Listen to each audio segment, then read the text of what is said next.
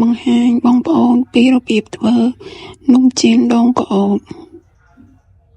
ដែលមានសាច់នំទន់ស្វិតល្អបែបនេះបើនិយាយពីរសជាតិវិញគឺឈ្ងុយដូងក្អមហើយពិធីធ្វើកាន់តែងាយដោយមិនចាំបាច់ចំណាយពេលវេលាឬក៏ថវិកាច្រើននោះទេដោយបងប្អូនគ្រាន់តែមានសាច់ដូងក្អមចំនួន1ផ្លែរួចហើយយើងឆ្កៀយកតែសាច់បន្ទាប់មកហាន់វាជាសរសៃស្ដើង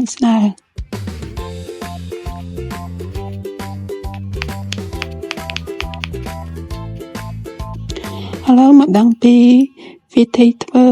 និងគ្រឿងផ្សំជាមួយខ្ញុំទាំងអស់គ្នាជាដំបូងខ្ញុំដាក់សាច់ដូងក្អមចំនួន1ផ្លែម្សៅឆាចំនួន200ក្រាម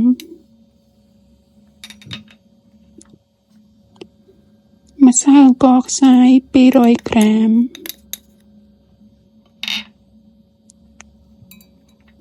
ស្ករស100ក្រាម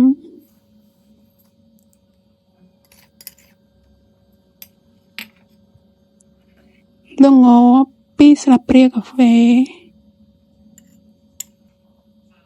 ខ្ទិះដូង200 ml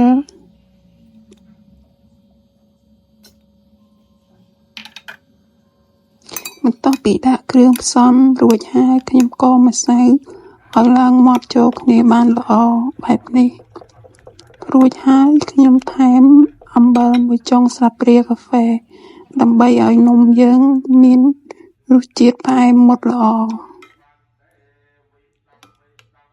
បន្ទាប់ពីលាយម្សៅនំរួចហើយឥឡូវយើងមកដឹងពីវិធីចៀននំវិញម្ដង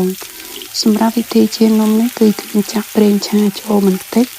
រួចហើយចាក់ម្សៅចូលដែលមានកម្រាស់ស្ដើងបែបនេះហើយចំពោះភ្លើងគឺខ្ញុំដាក់ភ្លើងតិចដើម្បីឲ្យនំយើងឆ្អិនបានល្អហើយមិនខ្លោចបន្ទាប់មកខ្ញុំបន្តចៀននំនេះរហូតដល់តែកិនល្អជាការស្រេចចំពោះវីដេអូគឺមានតែប៉ុណ្្នឹងទេអរគុណបងប្អូនដែលទស្សនាវីដេអូនេះតាំងពីដើមរហូតដល់ចប់ជួបខ្ញុំនៅវីដេអូក្រោយប្រសិនបើបងប្អូនពេញចិត្តនៅវីដេអូនេះសូមជួយចុច like ឬក៏ subscribe ឆានែលខ្ញុំមួយផងអរគុណ